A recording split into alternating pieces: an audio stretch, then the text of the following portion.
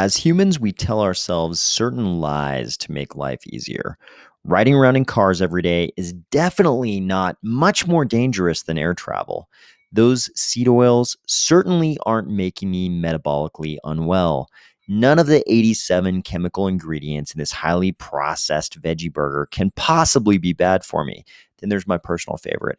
Your child will be just fine with his mediocre grades, fifth place trophies, and below average work ethic, and won't possibly be outcompeted by the millions of kids grinding day in and day out in slightly less developed countries. It turns out these things might not be as true as we would like.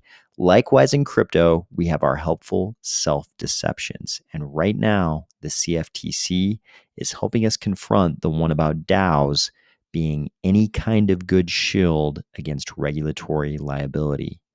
Ready? Let's go.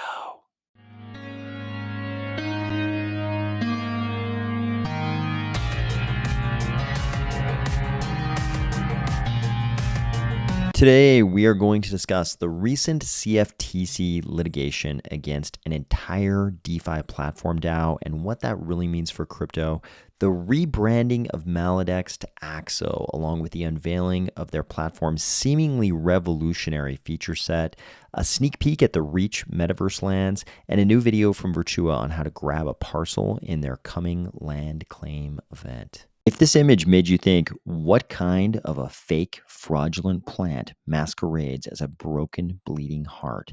This is a plant that can't be trusted. Or if you're finding value in these videos each weekday, please consider delegating to the Army of Spies stake pool, ticker AOS. I have some unpleasant and shocking news.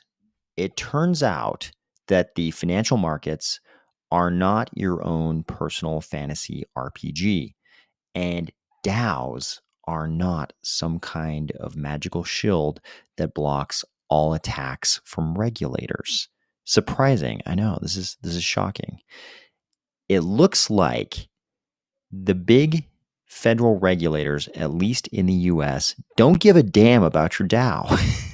It looks like they look at your DAO, and if they think it's violating their regulations, they just think, oh, it's a bunch of people trying to mask their identities.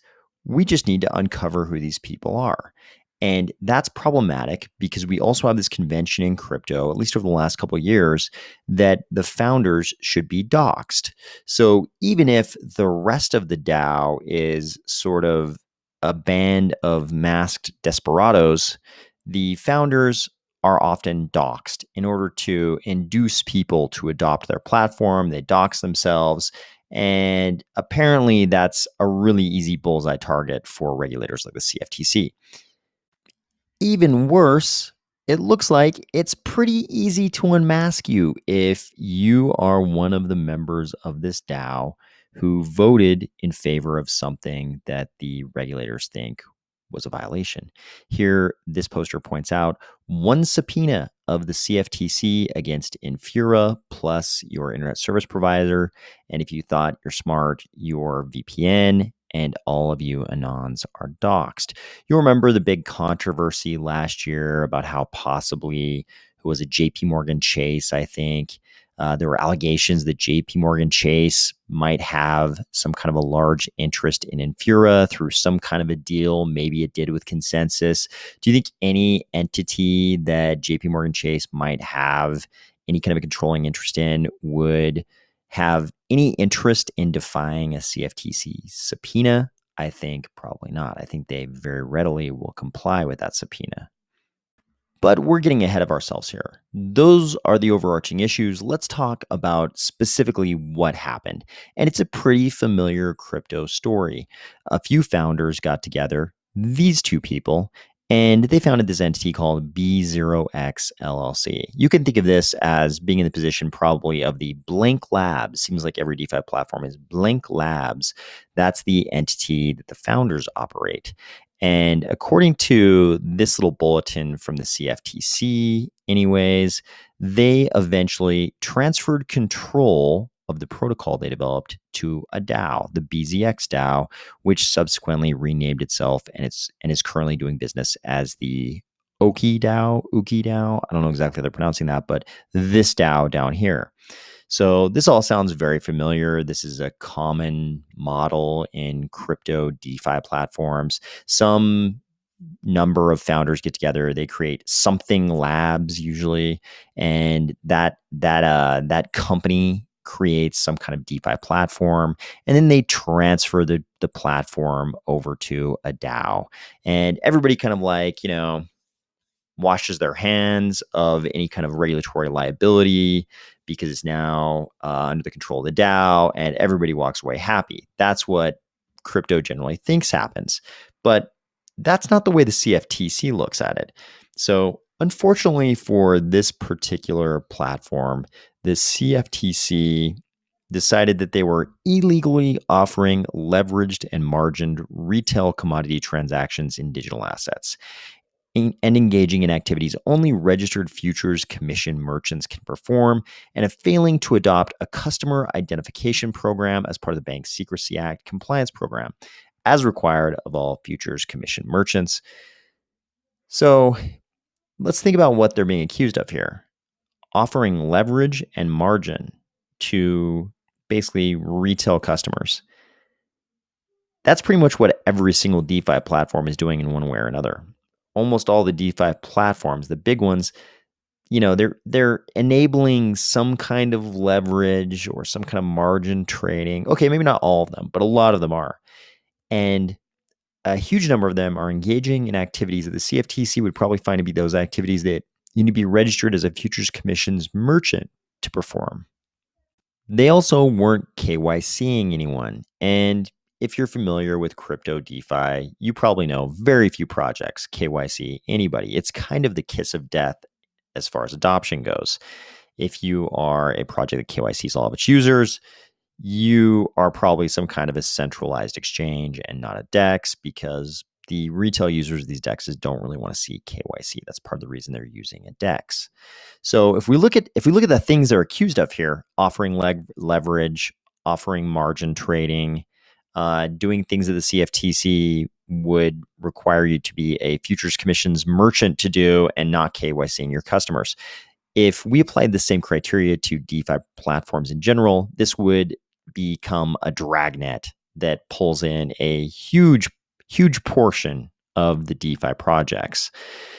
So super easy for the CFTC to go after the founders and this founding entity, the thing that we normally call blank labs, in a normal DeFi platform scenario.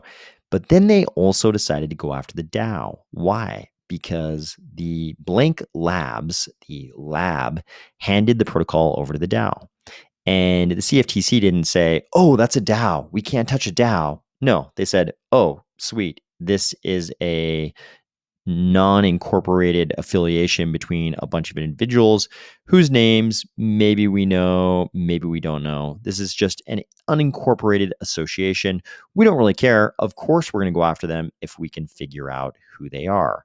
So first thing they have to do is they have to serve the DAO. And in the past, crypto people have put forth this argument: how are they even going to serve process on a DAO? Who are they going to serve? There's no human being they could possibly even serve.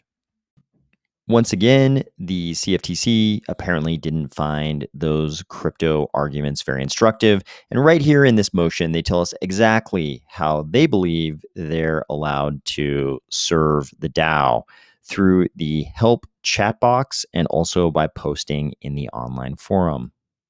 In this declaration, we can see that the CFTC even went as far as to have their paralegal go into the Oki DAO forums and retrieve the posts that make up this Exhibit A, complete with usernames and a very nice paper trail of who was saying what about what was going on in the DAO, how they were going to defend against this action by the CFTC, all those kind of things. And, they've even got your PFPs here.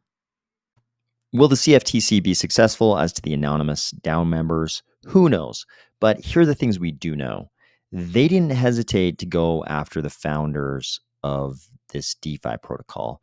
They decided they were doing, a bunch of things that probably a huge number of DeFi platforms are doing.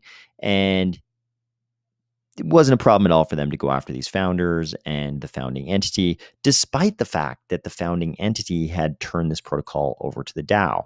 I mean, on that front, the facts aren't that much different than any kind of DeFi platform founding story you could come up with. I mean, it seems like the vast majority of them, not all, but the vast majority of projects are kind of following this model.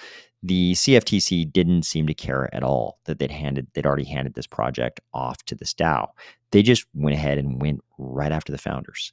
And as to the DAO, they didn't seem to care about any concept of decentralization or the anonymity or, attempted anonymity of the members. They're also going directly after the DAO. So I think it's probably time that we put to rest this concept that the DAO is any kind of shield against regulatory liability. Maybe if you're completely anonymous and there's no way to discover your identity, but the CFTC is still probably going to identify you as some kind of a defendant in some kind of an action if they decide to go after your DAO. If you're a member of that DAO, and there are issues about whether or not you just held governance tokens, or you were actually voting, or you actually voted in favor of something the CFTC didn't like. But what we do know is that a DAO is no kind of magical shield against regulatory action. While that may be some unwelcome news for a lot of DeFi projects, we do have some seemingly very positive news related to DeFi as well. And that's that the Maladex mystery has been revealed here. The answer to the question, what they were unveiling, has been revealed, and it's a complete rebranding of Maladex to Axo and the unveiling of their platform, which seems to have a pretty revolutionary feature set. I mean, there was a lot of hype around Maladex. People were very intrigued by the idea that Maladex could substantially put an end to impermanent loss, but it looks like Maladex, now Axo, is much bigger than that. It's much more than that.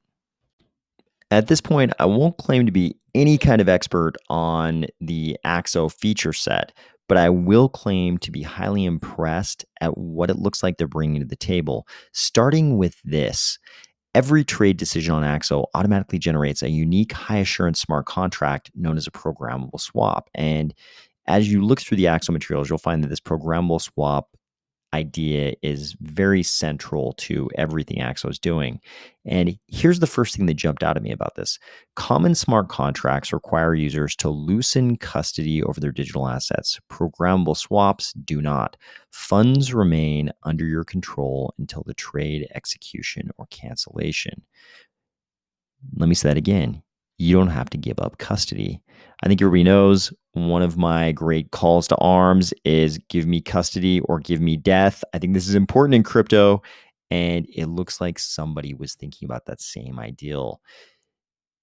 Axo is telling you you no longer have to deposit your assets in a liquidity pool with a bunch of other liquidity providers and completely lose access, lose custody of your assets. Instead, your assets, you could be doing a wide variety of different things, which we're going to cover in just a second. But whenever you're doing these things on Axo, your assets are going to be locked in an automatically generated smart contract. And we've talked before many times on this channel how when we say smart contract, really what we mean is a script that locks your assets, whether those are ADA or some kind of Cardano native token. Basically, Axo is going to automatically generate a script which will lock your assets to be unlocked based on whatever conditions are involved with whatever you're trying to do. And your assets won't go into some giant liquidity pool with, dozens, hundreds, thousands of other people's assets. It'll just be locked in your own automatically generated script, which you have control over. And those funds, according to Axo, will remain under your control until the trade execution or cancellation. This is pretty revolutionary by itself. If you watch this channel, you're probably aware that one of the things I've always loved about MusliSwap was that you didn't have to place your assets into a liquidity pool. You could just lock your liquidity directly into the order book. But with their programmable swaps, Axo is taking this to a different level. They say translate your ideas into success with programmable swaps, purpose built and formally verified to express any financial transaction as autonomous on chain code. They say these programmable swaps will increase capital market efficiency and security as an autonomous unit of on chain code written in the X programming language, a new financial coding language that formalizes definitions of financial exchange and assets. So there was a Twitter space today featuring Yarek, the founder of Axo, and he had some interesting things to say about this X programming language. And they're kind of what you expect in a good way. They didn't decide to use a Turing complete programming language for this, because if they'd used a Turing complete programming language, then pretty much any arbitrary logic is possible. And you might write code that does a bunch of things you don't intend it to do. That's not necessarily desirable because you accidentally create bugs and exploits and other malignant things. Instead, they used a Turing, if I understand correctly, a non-complete programming language that only does a subset of all the things you could possibly do with arbitrary logic. It only does the things that are necessary for all of these financial exchanges and asset transactions that you'd want to do on Axo. So instead of doing all the possible things you could do with all of the possible logic in a Turing complete language, it only does the things you need to create this financial coding for these transactions. And speaking of all the things you'd want to do on Axo, the website says you can build your own trading strategies or use one of the hundreds of pre-programmed and ready-to-use blueprints. Look at how many different order templates they show on their website. I'm going to go ahead and say this is pretty much degen paradise. If you like dexes a lot, I think you're really, really going to like Axo. If that's not enough for you, how about this brilliant adoption strategy? So I think everybody knows that a huge portion of crypto YouTube is made up of channels that aren't like this channel you're watching right now. A lot of the channels are mainly preoccupied with drawing Fibonacci's and other assorted triangles on charts. It's all investment stuff. They're all trying to give you investment advice. The one thing we don't do on this channel, but a lot of crypto YouTube and a lot of crypto Twitter and every other social media platform is all about that investment side of crypto. And it's a lot of people giving you investment advice who maybe are allowed to, maybe not, depending on what jurisdiction they're in and what jurisdiction you're in, all of those kind of things. But Axo has something that those types of characters, I think, are going to be very, very interested in. Axo says, design and share trading strategies. Axo creates a marketplace for portfolio managers to share their strategies, automatically collect management and performance fees, or share no-fee crowdsourced strategies with the community. I think you're going to see a lot of our Fibonacci artists doing a whole lot of this. Don't ask me how it squares with any particular regulatory regime in any particular jurisdiction in the world. We'll just say hypothetically, this is a Fibonacci artist in some jurisdiction in the world, some country in the world that has no commodities or securities laws or regulations, and that maybe their viewers are all in that same jurisdiction with absolutely no regulation of securities or commodities. Those characters will definitely love this feature of Axo. And I think a lot of retail customers in that hypothetical jurisdiction will also probably make use of this a little bit. There's so much going on with Axo here. This video is just going to be the tip of the iceberg as far as the feature set that they've incorporated in their platform. But here you can see they're talking about index funds, ETFs, futures contracts, options. They've got a drag and drop strategy builder with composable blocks.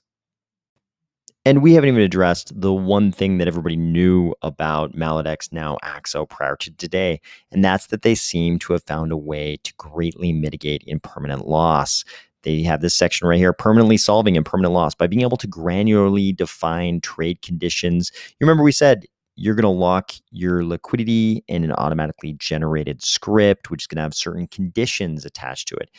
Impermanent loss becomes a manageable factor, and these can be conditions that you set for that liquidity to be used by someone else. Instead of a forced loss, users incur this condition as inventory risk within a broad market making strategy. Yarrick made a good point today about how impermanent loss is really just inventory risk in the specific context of an AMM, an automated market maker, with liquidity pools and LPs like we see in the EVM world. Inventory risk just being the risk of holding something that you don't necessarily want to hold, which is what happens a lot of times when you suffer impermanent loss in a liquidity pool.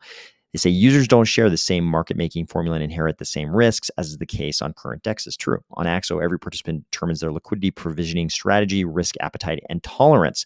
So you could decide, hey, my liquidity is only going to be operable for others to use within this narrow band because I have a very small risk tolerance, or within this much wider band because I have a much bigger risk tolerance. The customizability of Axo's market-making strategies enables users to mitigate the factors that cause impermanent loss. When the market moves against a user's position and crosses their pre-selected risk threshold, so you set the risk threshold beforehand, their liquidity is automatically pulled or adjusted. This ensures that liquidity is only provided on a voluntary basis.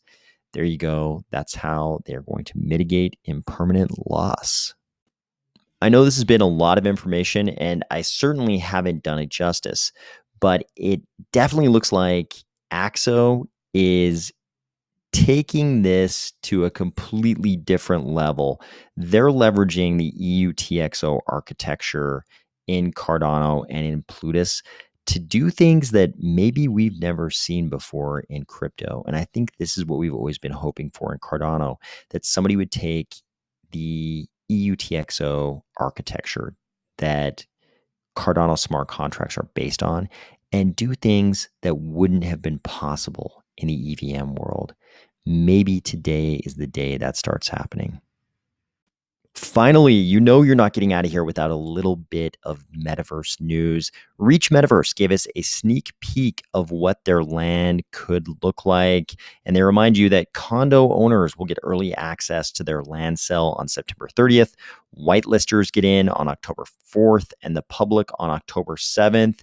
And they dropped this nice video which shows you exactly what some of the land might look like. Also, Virtua dropped this video on exactly how the land claim is going to work.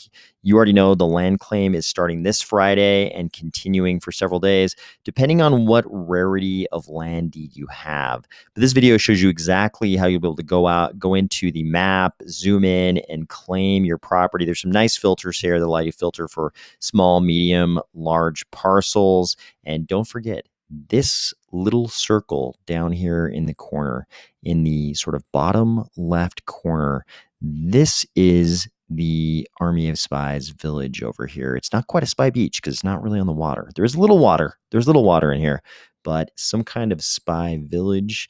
If you want to put your parcel over here with a bunch of other Army of Spies people, feel free to do so and check out this video, which tells you exactly how the land claim is going to work. I hope you're having a great week, and I will talk to you tomorrow.